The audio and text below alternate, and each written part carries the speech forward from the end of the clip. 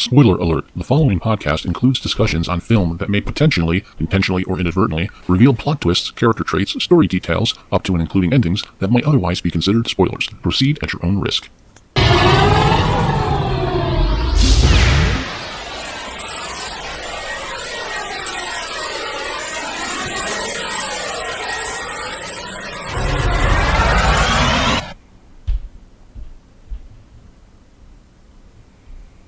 You're listening to Moviesucktastic.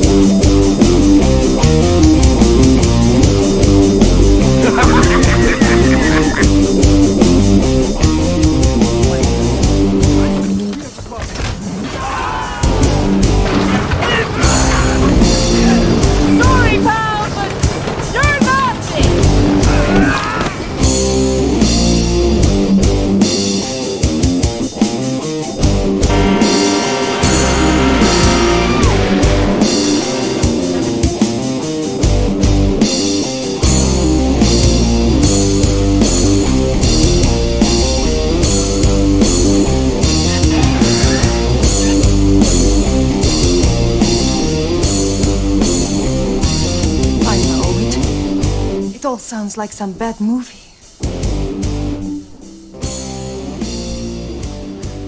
Oh yeah. Oh yeah. Oh yeah, baby. So welcome to Moviesucktastic, people. I do not know what's happening upstairs, but there is a lot of noise, and what annoys me about that is they seem to manage to save all this noise for when I do the podcast. Every time, every week. Just work through it, sir. Just work through it. I am trying not to get, annoyed, but welcome to Moviesucktastic. The calm one is Scott. The annoyed one is Joey. Yeah. And we're here to review Indiana Jones and the Dial of Destiny. So this is our 399th episode. Yes. Which means that our next episode is going to be our 400th, and I don't know. We really never treat them as a milestone. Let's save the celebrations for 500. But all I'm saying is, because it's a milestone episode, do we want to pick a movie to signify it? I'm not saying streamers and woohoo, we've been doing this for so long. I'm just talking about, do we want to pick a movie that should represent our 400th episode? We'll have to think about that. Yeah. Instead of announcing it tonight, I think we'll really sit back and pick one for the 400th. Mm-hmm. I think that's what we should do. All right, so we are reviewing Indiana Jones and the Dial of Destiny. Now, a lot of people that I know I do this podcast. I've been doing it for a very long time now. So a lot of people have seen this movie too. And I said, I thought you just reviewed shitty movies. I said, well, we don't always review shitty movies. I said, there's a part of the year where we just review nothing but Oscar nominations. Yeah. And I said, those are all considered to be good films, even though we don't agree with that consensus every time. But just because it's deemed to be bad doesn't mean we hated it either. So I said... there's a lot of films that supposedly suck, then we still like them, even if they do. Sure. I think the important thing somebody out there thinks this movie sucks. Absolutely. Of course. For somebody, it holds true. I mean, it's criticism. It's not, course. We're not here just to trash things. We're here to actually, critically look at film. We don't just love bad movies. We love movies. We do. Now, so it's more fun to review bad ones. Of course, it is more fun. So let me ask you. Yes, sir. How did you go into this? Well, I went in blind. Well, I didn't really know. I knew it was called Indiana Jones and the Dial of Destiny. I didn't know what the Dial of Destiny was. I didn't know any major plot structure about what that was and what the adventure is. I really didn't. The only thing I really knew was that they were trying to get this device or a part of this device in some way, and that it took place in 1969, and that's kind of like it. I knew a couple of I knew the villain was Mad Milkinson. That's really kind of. Did you go in hopeful, or were you pessimistic, or? I actually did go in hopeful because I know James Mangold's work as a director, and for the most part, I actually enjoy his films. I think he's a very, dedicated director, pays attention to detail where it needs to be, and some of his movies are some of my favorite movies.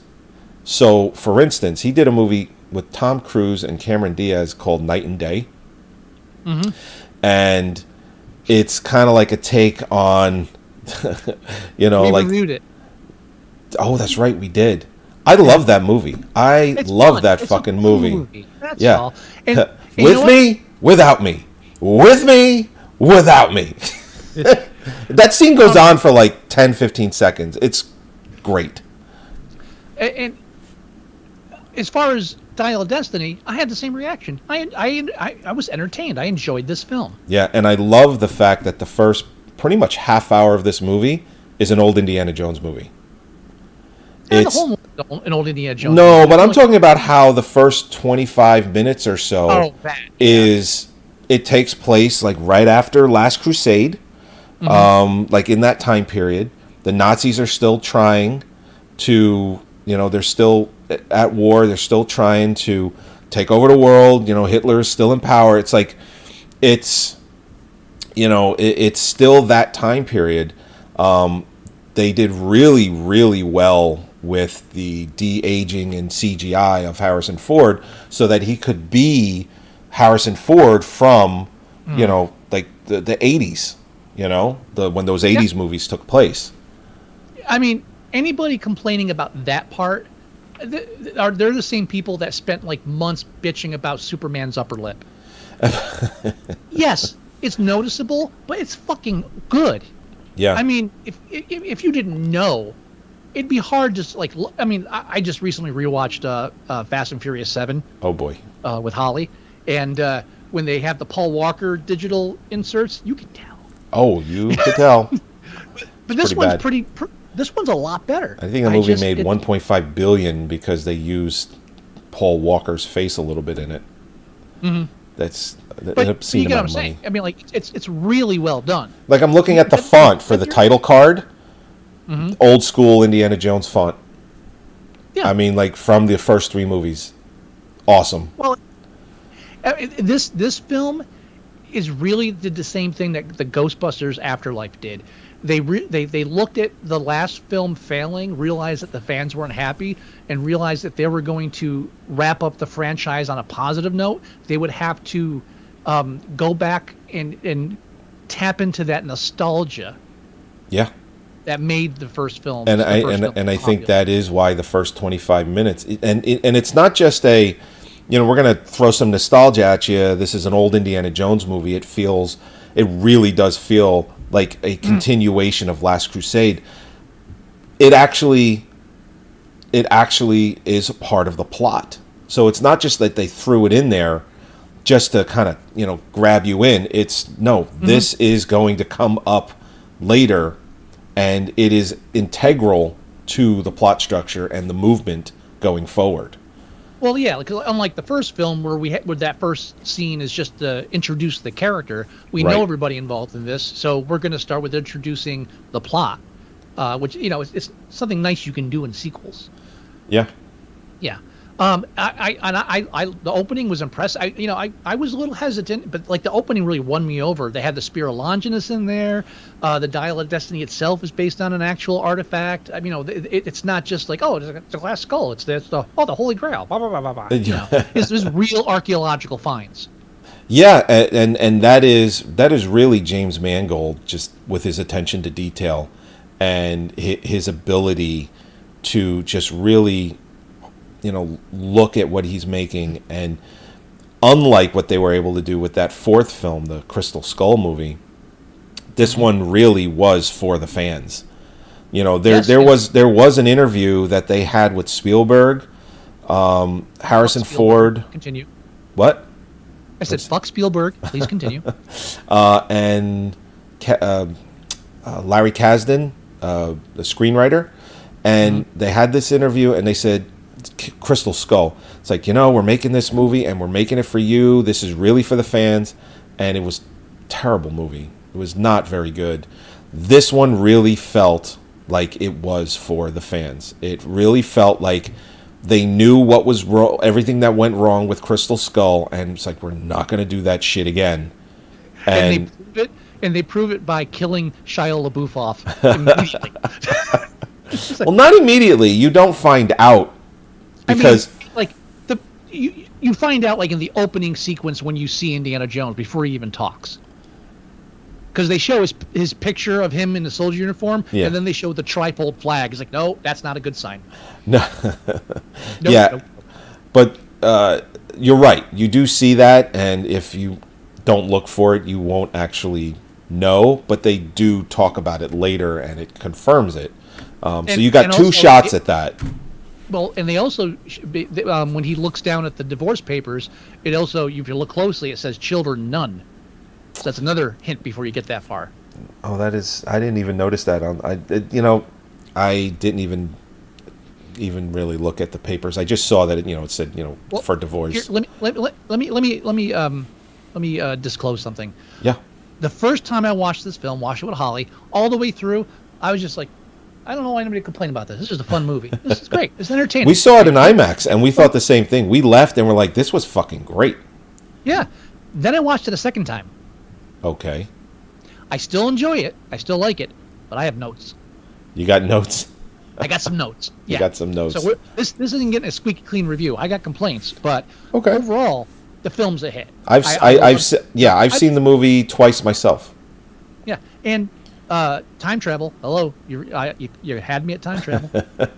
And anybody, you and me both. Anybody who has a complaint about the time travel in this film being unrealistic, I would like to refer them to the exploding God box in the first film, the ripping of hearts out in the second film, that Holy Grail nonsense in the third, and whatever the fuck the fourth one was. Yes. Shut up about yes, that. Yes, and don't yes. care. So after you get out of the first 25 minutes, which ironically the last slide here is the end of that scene. Well, before you do that, let's just mention the fact that during that scene, we're also introduced to his sidekick, which really doesn't really do anything except for give us a vehicle for the Dial of Destiny. But we also are introduced to our main villain, Mikkelsen, Hannibal Jr., and he's introduced as an archaeological / professor Nazi. Mm-hmm. Right. And he's the one they steal the Dial of Destiny from. Correct. He only has half of it. Right. Now, first note. In that 20-minute sequence near the end on top of the train, love train sequences. God, I love them. That whole sequence is perfect, just fun. It is great. They get away from what's Mikkelsen's name? Voltron? No, I'm kidding. Voller, Dr. Voller. They get the Dial of Destiny from Dr. Voller and escape from him when he is clocked in the face with a water tower nozzle doing 60 at least. Oh yeah, he should be dead. I freeze framed that, and there was no arm deflecting. It was just face pull, whoosh. And when it happened, I'm thinking, okay, so we're gonna see this guy, and he's gonna have a reconstructed face, and it's gonna be just like a Bond villain type stuff. And he shows up next like nothing happened. Yeah, You did not catch that 60 miles an hour to the face and walk away without reconstructive surgery, motherfucker. Well, I will say this, suspension of disbelief. We use that a lot in this show. Well, again, first time I watched it, didn't have a problem. Second time, a little more analytical, a little less forgiving, and that bothered me. Okay. Even with you saying that and me seeing it, and I knew, I'm like, yeah, that's a hard hit. I don't think I mind that much.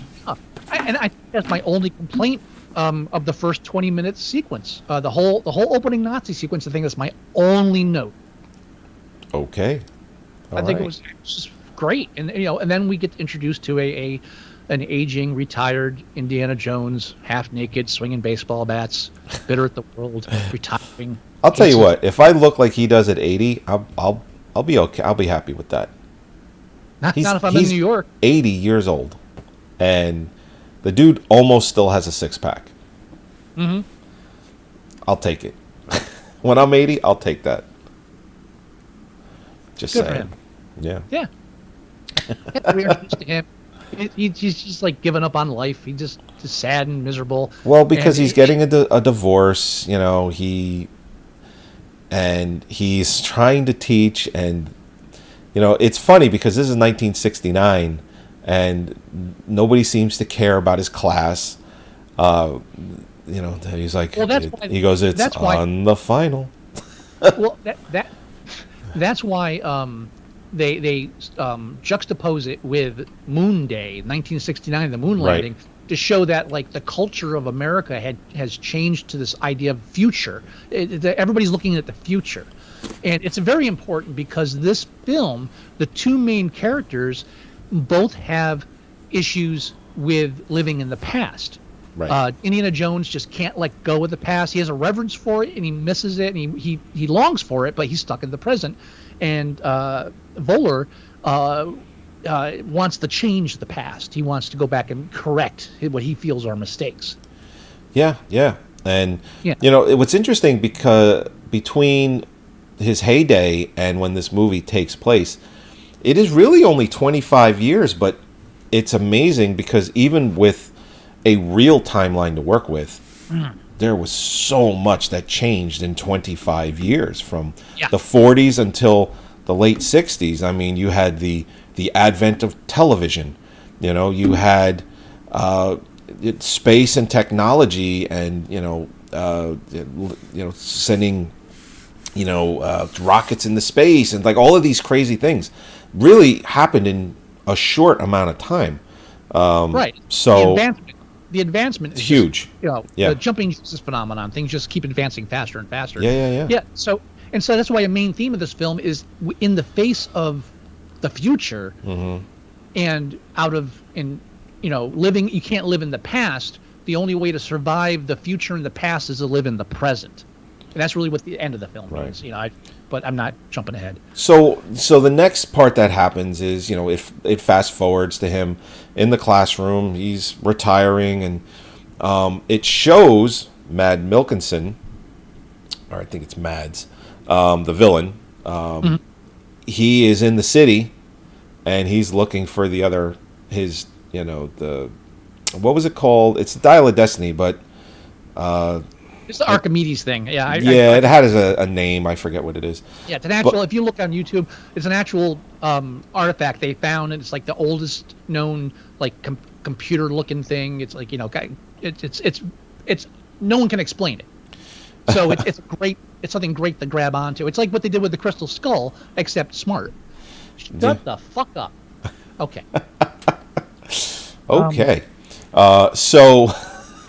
Then it leads into Moon Day. Like the city is having like almost giant parade and it's thousands and thousands of people. But then Wombat, or what is his name? Toby. What's his real name? Toby something. Toby. His real name Basil. is Toby Jones. Toby Jones. Basil. His daughter, which is played by British actress. Yes, she's great, like her. Yes. I want to say one thing real quick about Phoebe Waller-Bridge, and I this is like a confessional thing, mini confessional. Yeah. While watching her, and especially after the flashback, when they show her as a young girl, I was getting annoyed because I was like, why do they put a birthmark on her head? That's real. Just for that flashback, and it bugging me. And then later I look it up and go, oh no, that's actually hers, but she usually wears her hair different. Yeah, it's interesting because I believe she didn't always present the birthmark. That's what I'm saying. In other shots, her hairstyle, she covers it. Yeah. So I looked through enough photos. I found some stuff, some other things she did. It's like, oh, it's there. Yeah, it is hers, but she typically covers it up. Right. I don't know if intentional or not, but that's just the way her hair goes. She did another TV show, which is how I got introduced to her. What was it called? Fleabag? Yeah, Sleazebag. No, Fleabag. Fleabag. It's a very funny show. That's how I first got introduced to her. Yeah, so she has tracked him down, and she's trying to get the dial from Indy, because as we find out later in a flashback, Toby was going mad researching it because he was convinced that it was something dangerous, could destroy the world if it got in the wrong hands. Right. So Indy took it, talked him out of smashing it, took it from him, promised him he'd destroy it, and then just hid it in a drawer for 25 years. Or 20 years or 15 years or however. Right. Which I think is important too, because that sets up this whole point about his character living in the past. This whole obsession with it belongs in a museum. So like even he couldn't like bring himself to put it out there, because he on some level he kind of was afraid of it as well, but he kept it. Because he can't let go of the past, and that's again just like Mickelson, and Mickelson when we meet him, and obviously he's a Project Paperclip Nazi brought over to work on the American rocket program. So like, yeah, this guy's the reason that we're out in space, and I love the one line he gives, and I didn't even really recognize how succinct foreshadowing it was at the moment when he says, "We did not lose the war, Hitler lost the war." Yeah. And very nice shadow. And it's weird because the film has some great writing like that really sets it up, but there's a couple of really lazy writing spots in here that I'll point out later. Okay. But I mean, for the most part, I enjoyed the dialogue and writing up to an extent. Yeah, I mean, here's the thing. People can continually say that The Last Crusade is the weakest of the three Indiana Jones films, the first three. But then I'm one of those. What's that? I'm one of those. Yes. No, I agree. I mean, listen, if I were to put those in order, I would put Last Crusade last. Even though I do enjoy The Last Crusade quite a bit. Yeah. You know, it is an Indiana Jones movie. It's got moments. Yeah, it is an Indiana Jones movie through and through. Yeah. It is Harrison Ford in his heyday. You know. Yeah, unlike Glass Skull, it has some moments. Yes, that is true. Crystal Skull, there are I was no talking moments. to somebody earlier about that, and they asked me, is the reason you don't like that because you don't like Sean Connery? I was like, no, I actually like Sean Connery in that. Yeah, I like Sean Connery in that too. I enjoy Sean Connery in some films. I just don't like him as an actor or a person. That's all. Yeah.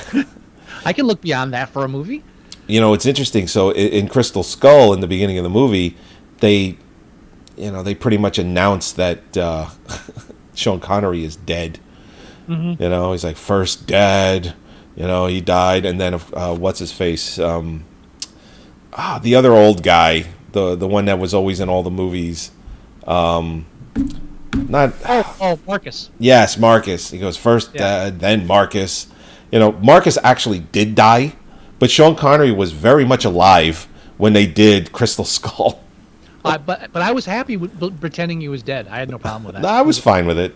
I just thought that was interesting. I think they killed Sean Connery, his dad, because Marcus, that actor, actually did pass away, and it probably would have seemed weird to keep one alive and the other one not. So they just took care of both of them. Now I'm gonna say right now, none of my notes, except for the Mickelson face smash thing, none of my notes have to do with any of the chase sequences being quote unquote unrealistic. Don't care. A lot of people are saying that? No, I'm just saying. I'm just personally saying that I'm not going to criticize any of the action sequences, the car chases or anything, for anything that's even remotely unrealistic. Don't care. That's not what they're there for. I actually enjoyed all of those scenes. Me too. That's what I'm saying. Even if someone were to say, "Oh, it's unrealistic," I'm like, "Who fucking cares? It's fun to watch." That's like knocking Bond movies because they, right. But it's like fucking people go out in droves to see all these Fast and Furious movies. It's like, oh yeah, we're on 7. Oof. Yeah. Holly decided she wants to watch the whole series, I and she keeps blaming me for it. I've never seen a single one. I've seen half of them because I fast forward to the chase sequences, but that's neither here nor there. Well, I mean, I was over your house. I helped you paint one of your rooms, and we watched or fast forward to all the parts you wanted me to see, and I don't think that counts as watching No, the it doesn't. movie. That's why Holly and I are actually watching the entire films. Most of these I haven't seen either. I've only ever really watched the first one all the way through. I haven't. So I haven't this is watched experience for any me of too. them. None of them. Well, we've seen all the Indiana Jones films. So we'll stick. Absolutely, of course. Now, so Yes. So Oh, the chase scene in the city to get the dial. Yeah. Now, they also introduced the black female CIA agent, Oh yeah. which was very interesting because I liked how they kind of patterned her after that kind of Foxy that Brown. time period. They would definitely have black agents like that to infiltrate black power groups or whatever. Yes. So it's definitely realistic that she was there, and I thought I was really in for this. Oh, there's gonna be a strong character through the film. No. Oh, No. So when that happens, I'm not spoilers. Yeah, so they kill her after he escapes New York City, but I was pissed. Were you pissed? When they killed her? Yeah. I wasn't thrilled that they did it. I just didn't know how much further they were going to try and take her character if they didn't. Yeah. Now, normally, I would criticize this whole. Normally, when you have films where the villain makes a point of killing innocent people at random just to make you feel bad, Right. usually I criticize it. Usually, I'm like, no, it's manipulative. There's no need for it. But I think there's a reason why they have it in this film. My theory, and tell me if you think I'm off. Okay. I really feel like the film needs it because it's important that this is not an ideological struggle. Okay. Yes, they're Nazis. Yes, we don't like Nazis. That's not why Harrison Ford or Indiana Jones gets involved. It's not about stopping an ideological movement. It's from stopping a maniac that's killing people and is going to kill so many more. Yeah. So- He claims he's going to go back in time and Yeah. fix all the mistakes that Hitler made, actually take over as Fuhrer, so that the Nazis could have world domination in the blink of an eye. And I really like how they don't really hint. They drop the seeds that you'll notice later, but if you're just casually watching, you're not really going to make that connection until they reveal it in the third act. So I thought they really handled that well. Yeah. And I thought that the way, when they try to go through this portal, that Harrison Ford, what he explains to them, not only was it made a lot of sense. It was like, oh yeah, that makes a lot of sense. But it actually, it actually added to the scene too. Mm-hmm. I mean, we'll get to it, but Have you seen my collection? Yeah, so they bring some characters back in this film.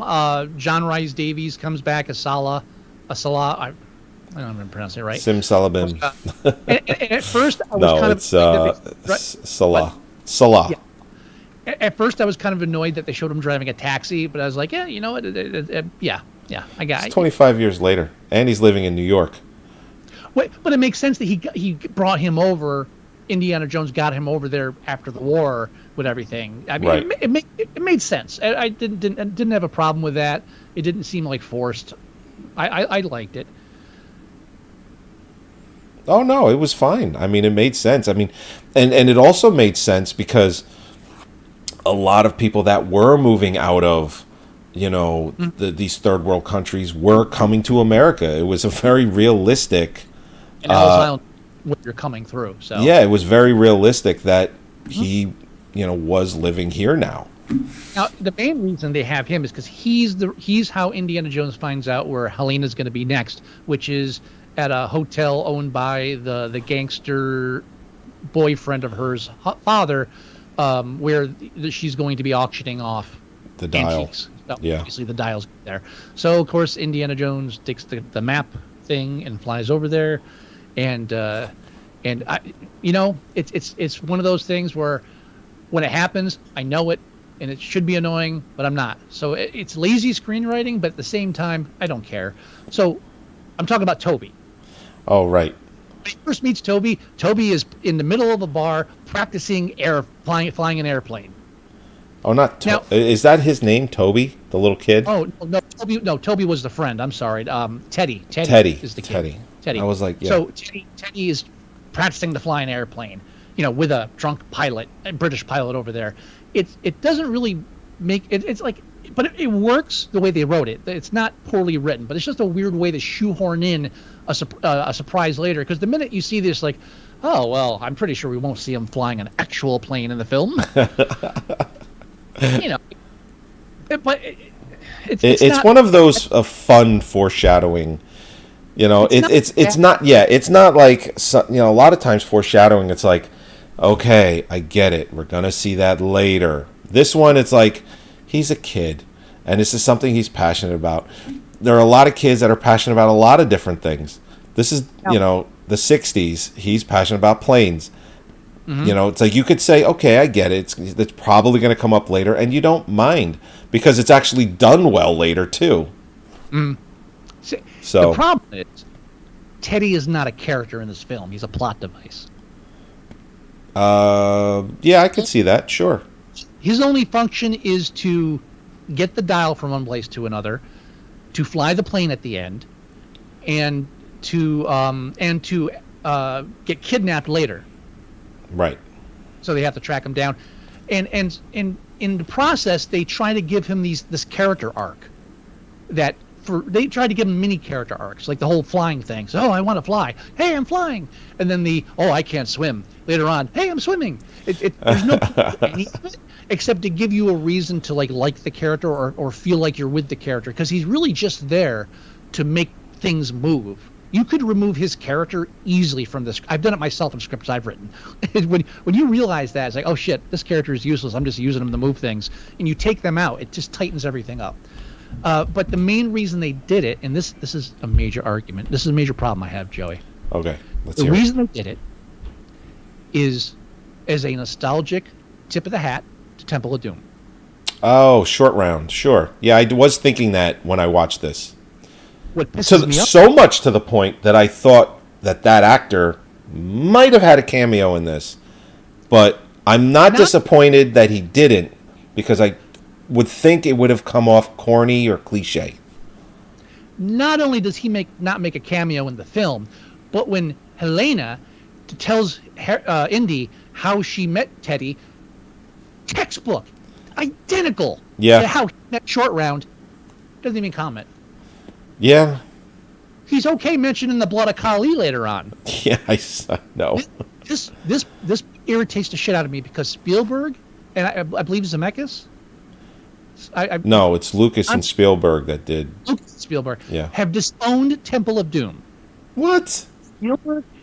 Spielberg does not like Temple of Doom. They've said in the past they kind of disown it. They don't like it. I wonder if that opinion has changed since Crystal Skull. No, it hasn't. They always mention like, oh, this is my dark period, and they got criticisms that he never recovered from. I'm telling you, the fact that it's too dark, it's not for children, and and then like the later criticisms of you're insensitive to that culture and everything. He was like, fuck it, I'm just gonna go after Nazis from now on. That's safe. Nazis. That's seriously what it was. It's like, wow. That's why everything else after that was like, Crystal Skull. Yeah, as long as it's not anything real, because if I do it, someone's not going to like it. Fuck Spielberg. And so they have this animosity toward the film, but at the same time they realize that the vast majority of the children from that time period, this is their favorite one. He knows that. So like not release it or go back and touch it up and fix it and shit. So they just ignore it, or they just like talk it down whenever it comes up, because it's a blemish, it's a bad thing. But it's okay to put it in this film. Right? Fuck you, Spielberg. Fuck you. You disown art. Accept it. Embrace it. Stop making excuses for shit. This isn't the guy that went back and put guns in the hands of the CIA. This guy is fuck Spielberg. Sorry. No, I listen. That is your opinion. I don't feel the same way. I mean, I'll put it one further. A guy who makes I love the fact that Spielberg doesn't like Temple of Doom, right? Shuns that. okay. But I just like I know Spielberg didn't write the film, but he's executive producer, so yes, he had influence. There's no you can't even pretend. Oh, of course. So my argument is that Spielberg's involved in a film which is about two people who just can't stop living in the past. And his last two projects were a remake of an old musical and a story about his mother sleeping around. This guy's living in the past himself. I just thought that was interesting. That's all. Sure. Yeah. So where are you with your favorite Indiana Jones film? Is it Temple of Doom? Yeah, I saw it in the theater as a kid. I loved that film, and also, and as an adult, I loved it because they went from like the Bible, which I know it was like it's like Judeo-Christian mythology, Right. the Ark. And so I love the idea that from that they said, you know what, let's focus on cultures from like religious artifacts and mythology from different cultures. And I thought that was a beautiful shift. And I thought, and then there were different villains. Oh, every culture has its Nazis. I mean, throw a rock in history, you'll hit a fucking fascist or dictator or monster, whatever. So I thought it was like great, but no. When they got the bad negative feedback on Doom, he just like flinched and said, "Oh, all right, Nazis and Christian lore. That's it. We'll just stick to that." And then when they had to try to break out the fourth one, so we're still going to stick with Nazis because I'm not picking any other, I'm not picking a hard villain. But let's just go with aliens. Fuck it, aliens, right? Because that's archaeology, right? Just. I really strongly feel about this that like you can't. It just shows that like he just abandoned. I don't like it. Yeah. I don't like it. Don't like it. I don't have to like it. I'm sure he doesn't give a shit about what I feel, so it's mutual. Yeah, no. I heard that Spielberg did see a screening of Dial of Destiny and enjoyed it, and is quoted as saying, "Oh, I thought I was the only one that could direct an Indiana Jones movie." I guess because he was referring to James Mangold as being a very good director and being able to pull off an Indiana Jones movie as well. Or direct a shitty Indiana Jones film. Well, let's put it this way.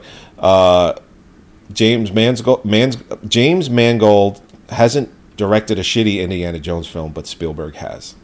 That was my point. Oh, is that what you said? Okay, sorry. That was my point, yeah. Sorry. Oh, man. All right, so then... Up on that, but I had to make that point. They reference Temple of Doom and then snub it simultaneously. It's just weird. Gotcha. All right, so moving forward with the story, he ends up, going like you said, because she's trying to auction off all the stuff, and then they escape from that, and because her boyfriend shows up, or her ex shows up.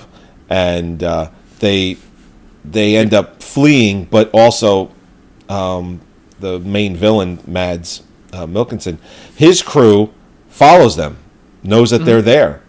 So he gets the dial. Well, he gets the dial after Indiana Jones meets up with his old friend Antonio Banderas. No. He gets the dial at that scene, and then they go to meet Antonio Banderas to beat them to the spot that they're trying to get to get the other half. That's right. Yeah. Sorry, they're trying to get the other half. So, because Indiana Jones, he's like, listen, he goes, you need me because I'm the only one that knows someone with a boat that could get us there before they do. So that's fast forwards to that point, and then that's where he actually talks about his son dying. Because she asks him if he could go back in time, if he could use the dial, what would he do? And, he basically says that he would try and keep his kid alive. If Shia LaBeouf wasn't a fucking lunatic, he probably would have been in this in some way. Oh, There's no definitely. doubt in my mind. Well, I mean, the first straw, or I think the straw that broke the camel's back would be the first straw, where he went out in interviews and shit on the film, like after, like when it was coming out. Oh, Crystal Skull? Yeah. Yeah. I did. I seem to remember that, like, there was a lot of consternation over how come he's talking shit about a film we're releasing that he's in. Yeah, so he wasn't making any. I mean, between that and the Transformers stuff blowback, I was just Right. And the thing can't is, talk he shit was about one of people. Spielberg's guys too. That's the thing. You can't talk shit about people in Hollywood unless you're really powerful, and he was not really powerful. Yeah, no, I mean, because Spielberg, I believe, was an executive producer on those Transformers movies. I'm almost positive of it. Jesus. Yeah, well, I mean, but specifically Transformers, which he was in, and then he goes and he does Crystal Skull, which he shit talks. So then it's like, you know, what's the easiest way to sever a relationship? Do that. Yeah. You know, do exactly that. I like Shia LaBeouf. I mean, as an actor, I like some of the films he's in. I like his stuff. I don't follow him as a human being, so no comment. But I just, it wasn't his fault. It was the movie was shit. So I think either way they wouldn't have brought him back because they didn't want any reminders of that movie. Right. Really didn't want. That's why you don't see like a Crystal Skull on his desk. True. No, you're not wrong. Yeah. So He should have been like wearing Mola Ron's helmet, like drunk with like just passed out with a beer in his hand. That would have been fucking great. Drinking out of the Holy Grail. I went back. No, but yeah. So the boat ride. Kid can't swim. The film really has a National Treasure feel to it. right. Like one puzzle leads to the next, which of course is a Da Vinci Code feel, whatever you want to call it.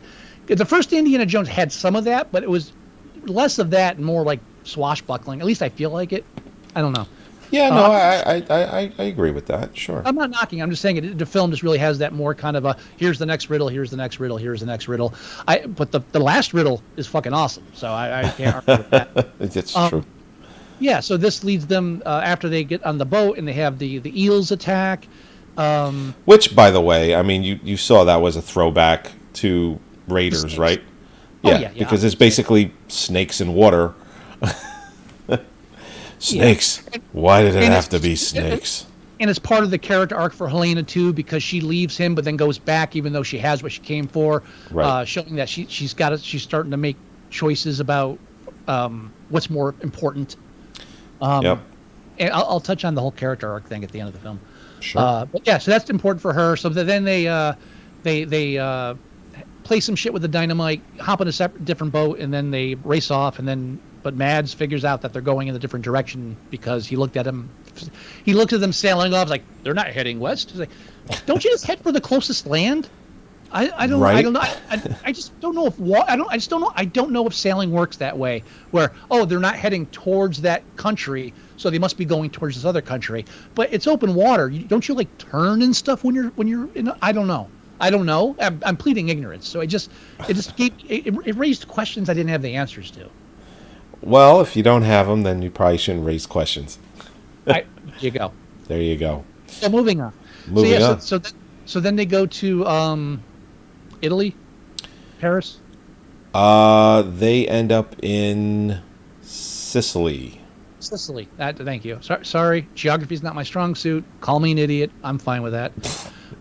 Yeah. So they go to Sicily. They track down Archimedes' tomb, Right. and they find that not only does he have the missing dial piece, but he also is wearing a wristwatch. Correct. He's Okay. wearing a wristwatch. Here's where my time travel film brain kicks in. Okay. I'm watching the film, and silently the gears are turning. Okay, he's got a watch. Earlier, Indiana Jones made Teddy give him back the watch he stole because it was his father's. Why would you bring that up specifically? This, I guarantee you that when they go back in time, they meet Archimedes, and he actually gives him his father's wristwatch. Yeah, it's very symbolic, passing his father's thing on, and that itself would be like giving up the past to the past, putting the past back in the past. Great, this is going to be great. Doesn't happen. And then I started. Then I started spinning I start going even more crazy too. It's like, oh, maybe when you go back, maybe he fixes everything. So when he comes back, the black CIA chick is still alive, and Teddy's still alive, or Toby's still alive, and no one remembers anything but him. I mean, I don't know how it'll work out, but I'm sure they'll think of something. That didn't happen either. No, it did not. I actually enjoy when I'm bad at predicting a film because it means the film is doing its job. So, yeah. So there was a lot going on in my mind at that point. A lot of disappointment building up in that. And I like time travel too, but I didn't try to do any of that stuff. Well, I didn't try to. It just happened, Joe. It's not Joey. It's not like I was just like, it just clicked, and it's like, oh. But no. Well, no. What I'm getting at is, it's like I could easily go, okay, it's time travel. So, I could have, like you analyzed it. I was like, I'm not going to do that. I'm just going to try and watch it. You're right. All I'm saying is I didn't actively do that. It just, the thoughts came into my head. I get you. So it's not like I tried to. It just happened. Okay. You make it sound like I'm sitting there. It's like, all right, I'm going to figure this out. I mean, we kind of do that because we watch so many movies. Yeah, I'm saying it's instinctual. It's not. We're not trying to. It's not an active thing. It's okay. All right. That's all. No, it's good. It's good. Don't stop. It's okay. Yeah. Okay. So this leads up to the climax though, where they're ambushed, and again every single time it's like, oh, they get here, Mad shows up. Backtrack for I want to back up for a second. Okay. In Marrakesh. Yes. More Teddy nonsense. Say that again. More Teddy nonsense in Marrakesh. Yes. Shows his pickpocketing skills again. So, the rich white children, tourists, right, see the brown child and proceed to make fun of his straw hat. We have Nazis running around this film, and the best we can do is, the rich white kids don't like him because of his straw hat. Well, I mean, I think. Well, hold on. Why even put that? Why even have him say anything? They could just look at him, point, and laugh. Why even? It boggles the mind why they thought that we had to actually know that they're making fun of his hat. And it was a nice straw hat. Stupid. All it's supposed to do, and all of this is a plot device. Again, he's not a character; he's a plot device. So this gives him a reason to pickpocket the child later and buy ice cream and wander off around a corner and bump into a trap laid for him. No, true, very true. And you can't tell me it wasn't a trap laid for him, because neither Mads nor his Nazi sidekick acted in the least bit shocked that this kid just walked right into their path. They stepped out like they were waiting for him. Because they were. How? How and why? Because they've been following them. But he walked into where they were. They were there waiting for him. He was sitting on the beach. He wasn't like standing around a corner. Like, I'll just go over here. He was sitting on the fucking beach. The kid walks around with an ice cream cone, and they're like, "Oh, hey, welcome. Funny to see you here." How do they know he's going to be there? And if it was a coincidence, why did they act like they knew? All of it is stupid. It's just this is one of the few lazy writing parts. All it is just it's a plot device to move the story, but it's clunky. It doesn't make sense. Okay, that's all. I listen. You made a good point. You're probably right. I enjoyed the film enough to not care.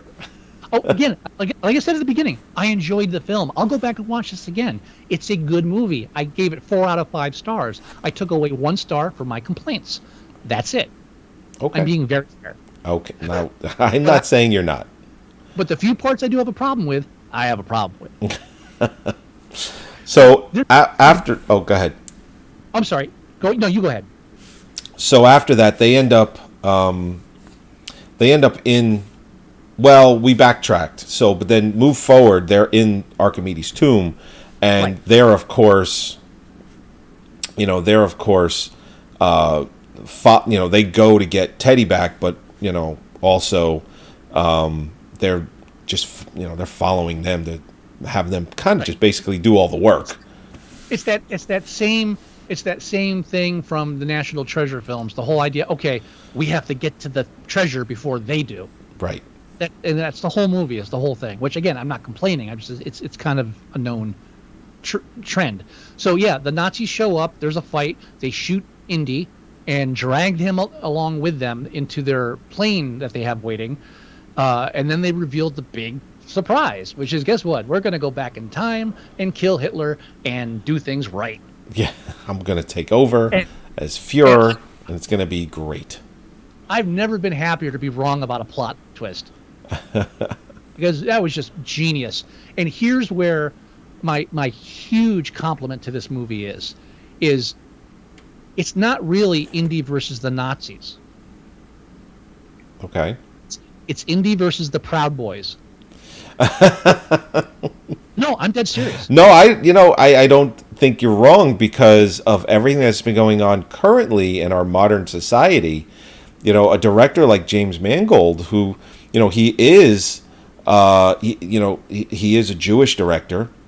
No. Scott. I'm kidding. I know you're kidding. And so is Spielberg, and which is, one of the reasons why Spielberg took on, Indiana Jones fighting Nazis. James Mangold continued with that. But you saying that it's against the Proud Boys, I wouldn't doubt that you're right. Well, what I'm saying is, with Spielberg, it was a lazy choice. He was just going back to Nazis because he didn't want to risk getting criticized for making villains in a different culture. Everyone hates Nazis. It's a very safe villain. But what Mangold does, or at least Mangold's film does, is that it was removed from that time period, so there's no longer a Nazi movement, but there are still not people like that. Right. And it like you said, modern day, the Proud Boys, this whole white nationalist thing, the rise of fascism in America. What the fuck is this? It's a perfect window to look at ourselves in the past. We're looking at a past thing, but it's really predicting the future. The whole thing of learning the past to repeat it, which doesn't work because we still repeat it anyway. So it clicked on me around this time period. That's genius. It's like we're not fighting Nazis. We're not fighting like German Nazis or a Nazi group or a movement. We're fighting evil, and in this case, evil just likes being Nazis. Yeah. No, you're right. And that the appeal to that just grew in me with this, and also that whole sequence too. I loved. I used it in the opening titles for this episode when she jumps out and lets all the Nazis pulls the Bombay doors and all the Nazis fall out and the ones clinging to it. She's like, right. Sorry, you're a Nazi. Yeah. It just rang so true. It's like that's what this is all about. It's not ideological in a sense of I don't like your belief system, but just everything that you do is destructive. I can't you're an evil person. That's it. There's no debate. None. You're evil. Evil. Yeah, and in this case, these are evil people that want to go back and help evil grow. Yeah, they want to fix what Hitler couldn't do. I might be off on my whole thing with I just really feel like by doing that, it makes it less of an ideal. Well, no, I don't think you're wrong because the parallels to, Mads Mikkelsen's, he's the one that's going back, but his henchmen, specifically the one character, the hell is it? Boyd Holbrook. He played Kleber. Mm-hmm. He's a Proud Boy. I could see him wearing a polo shirt, carrying a wicker torch. Yeah, no problem. Like you could see that character in 1969 had a kid who is a Proud Boy now. Like you know what I mean? Mm-hmm. So when they use the Dial of Destiny, I also love like how the the whole continental drift thing. Yes, I mentioned it earlier. It was just like he saw that because he saw like I think it was Stuff shifting around on the bullet casings or something like that, and it was moving around. And he's like, continental drift. It hasn't been. It hadn't been observed back then. Hadn't been observed yet. Yeah, that was the wording. And he basically said, your coordinates are off. Your coordinates are off because of continental drift. Shit isn't in the same place it was, when you tried to do this. And what I love about that is that it causes like doubt. And then when they finally go through the rift, and then they see like battle in the distance, very distance, you're like, oh shit. It's like it actually lulls you into false insecurity. Oh, they actually did do it. And then when you get closer and you can see that there's sails on the boats, like what the fuck? And again, the whole idea of the Proud Boys like not being here's my point about that specifically. When they show up, so they want to go back and kill Hitler and take over. Instead, they wind up in BC era Italy or Sicily during like a major battle. So what do? They just start shooting random people. Which it just shows there is no real ideology behind what these people are. They just want to kill. Their whole point is this gives me the power to do what I want, which is to destroy, to kill, to hurt. I am an evil person. So like that, having that happen during that whole sequence where they're just irrationally just like, oh, I'm going to start shooting people off the side of the plane. And then when Indy's like, what are you doing? It's like that basic human instinct. My first reaction is to marvel that I'm in the past. Your first reaction is to shoot the first guy with a helmet. What the fuck? Yeah. No. And I think it really just underlines what that difference is. And it's not about like belief systems. It's about just evil. And it really hangs home with that. But there's another thing I didn't really care for. The magic trick that Helena does on the boat. Oh, yeah. And she explains how she forced her hand. I get it. It's an easy way for her to explain that what was going on with the dial quickly so the audience doesn't have to sit through a lengthy explanation. I get it. I understand. It still bothered me a bit because when she did the trick, I'm like, oh, we're doing this for a reason. It couldn't just be a character part. But I understand, so I'm not counting that. Okay. I'm not counting that as my complaints. I'm just making you aware that I'm aware. Okay. I got it. That's it. I got it. Do you have any other anything else like note wise? Yeah. So here's my big complaint about the film. This is the big one. This is the big one. It's not really, and it's a point of debate. Okay. At the end of the film,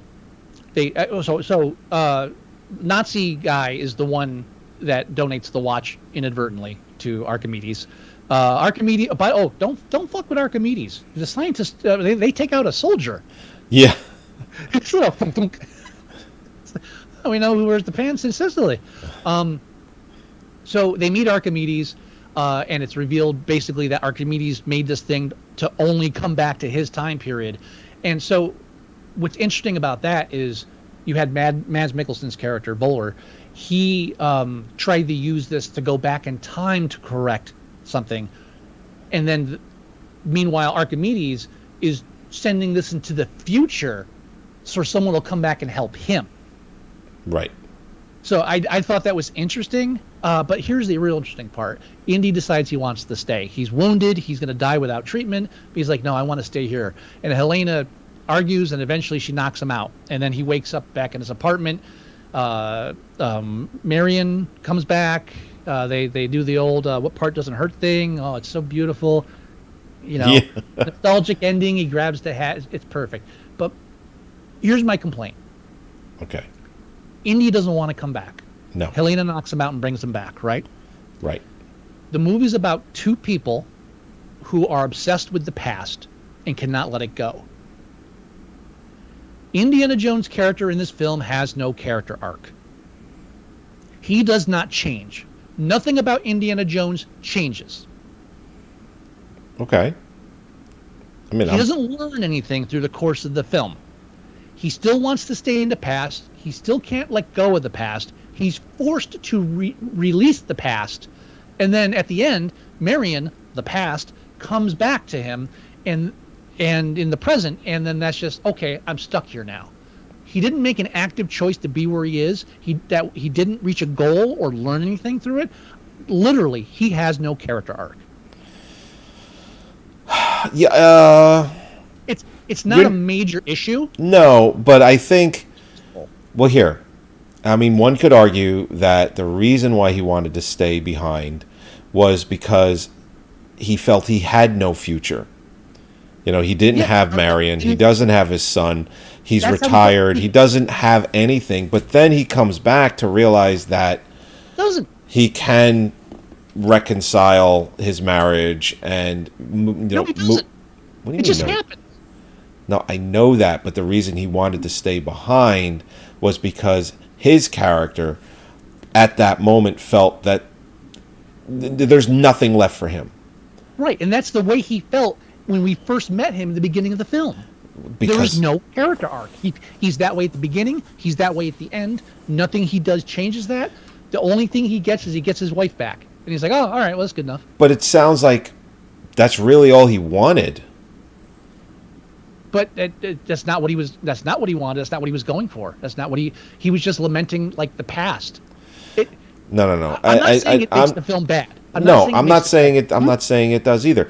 But I'm saying that if there was one thing I took away from what he actually wanted, it was because he had that speech about, you know, going back in time and, you know, trying to make sure his son didn't die so that he could, you know, he wouldn't have to feel helpless trying to console Marion and all that stuff.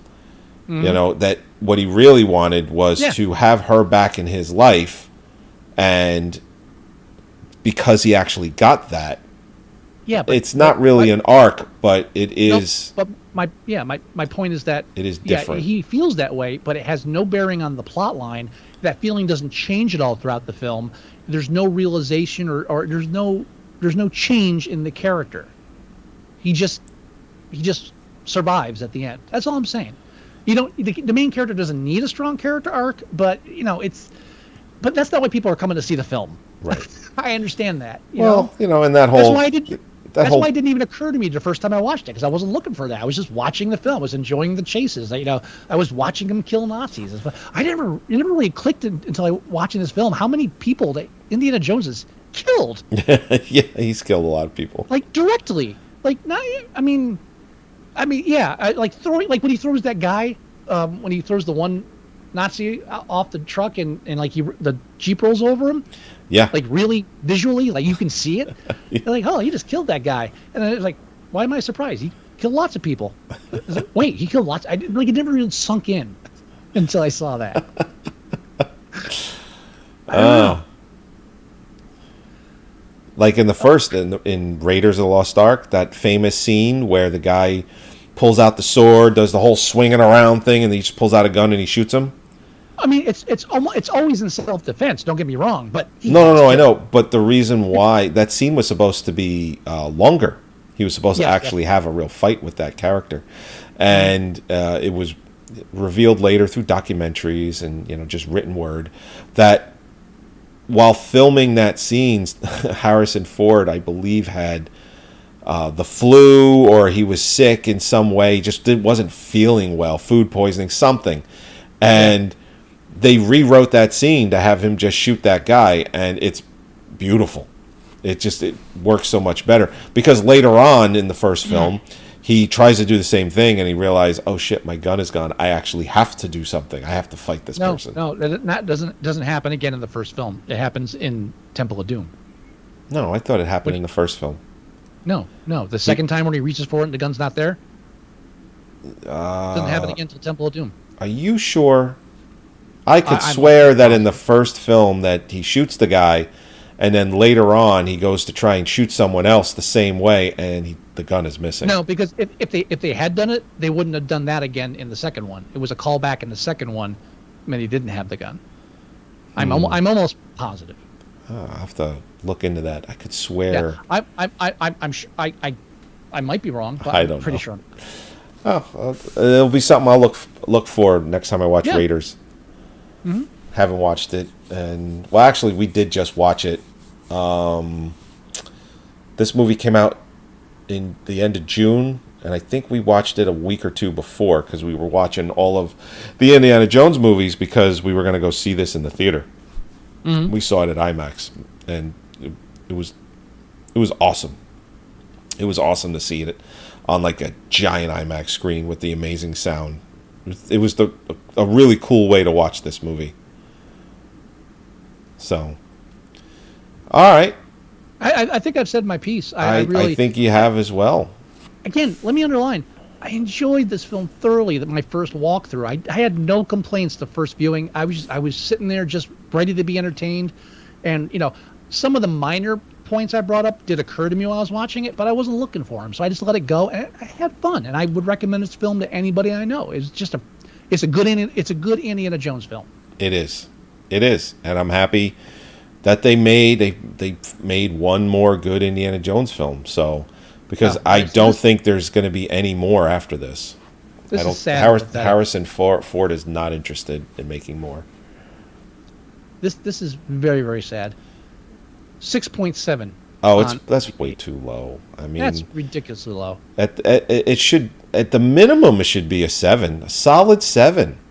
I would go 8. I would go 8 too. I mean, I'm just saying at a very minimum for this movie, solid 7. I mean. 6.7. I mean, on 124,000. You know what? I'm starting to get annoyed by people with their fucking IMDb. It just because I always keep referring to the Batman.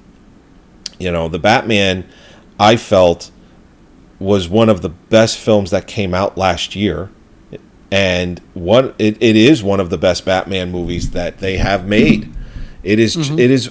Excellent on all grounds, and I believe when the movie came out on IMDb, it was somewhere around an 8.7, and I want to say that on IMDb now, what is it at now? It's at 7.8. Are you fucking kidding me? 7 really? Well, I think the important thing to understand is that when you or I rate a film, we'll say, for example, okay, I didn't like this film, but from a technical standpoint, it's not bad. It's just like there's certain things I didn't like, and we'll like say, okay, I'm going to weigh my feelings about this film against the artistic and right. Different aspects of it. Whereas your average casual film viewer will basically say, I didn't like it, 3 stars.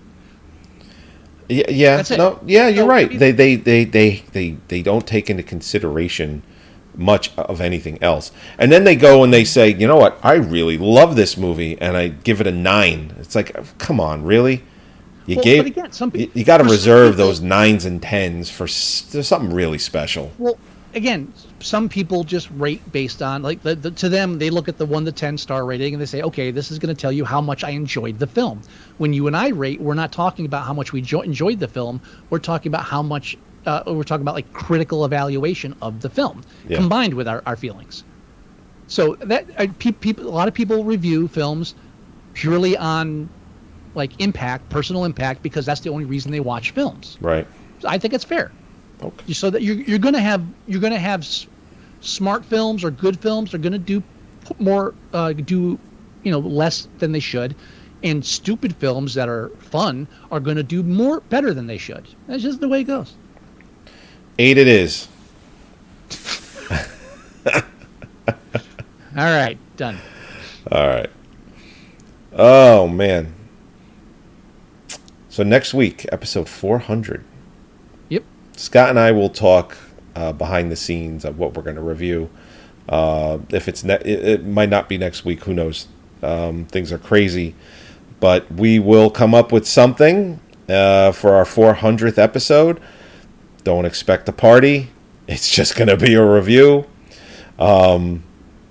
If anything, we're going into our 15th year soon. In 2024 will be 15 years we're doing this show. That is a long time. Oh yeah. That is a large body of work. And we probably would have twice as many episodes. But you know what? We got real shit to do. There's nothing that I would hate more than to do an episode every single fucking week and not miss a week. There's just nothing I would hate more. There's just nothing. I would hate it. If we were doing this as like a job, I'd be perfect with that.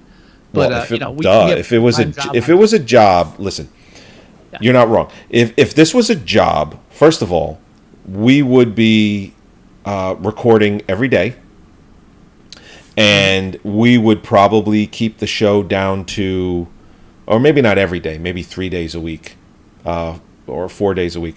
But we would keep the show down to like an hour, maybe 90 minutes. But if it was a job, we would have guests.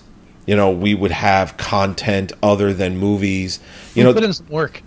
Well, I mean, it would be a career. It wouldn't be a lateral move. It would be a career move. We'd have structure. We'd have, we'd probably have a staff if it caught. I mean, but we don't. And no, that's it. So it's whatever.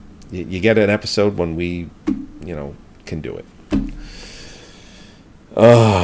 Anyway, it's a lot because we have 399 episodes now. That's right, and that's not counting the snippets. The snippets. The snippets. They're called. It's called snips, or. Is it? Oh, snips. Sorry. Yeah. Oh, I was snippets. I'm still working on that. Oh my god. Anyway, all right. Let's go ahead and end this thing then. Yep. Let's do that. All right, everybody. Thank you, as always, for joining us for another episode of Moviesucktastic. Episode 399, where we just reviewed Indiana Jones and the Dial of Destiny. Go to our website at Moviesucktastic.com. Download or listen to the show there. You can go to iTunes and you can do the same thing. You can go to our Facebook page at facebook.com/Moviesucktastic, and you can just look at everything that we post there, from when we go live to trailers to just movie news and industry entertainment news as well. You can email us. The address is themovieguys@Moviesucktastic.com. If you want to leave us voicemail, it's 908-514-4470. If you also want to get the Android app for your Android device, go to Moviesucktastic.com/mst.apk, or go to your favorite, Apple Store, whatever the fuck that's called, Play Store, whatever the fuck that's called, whatever you got, whatever phone you have, go to your app section and find an app to listen to podcasts, and just do a search for Moviesucktastic.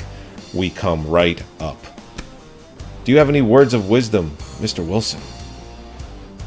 Oh shit, words of wisdom. Wow. I guess Temple of Doom rules.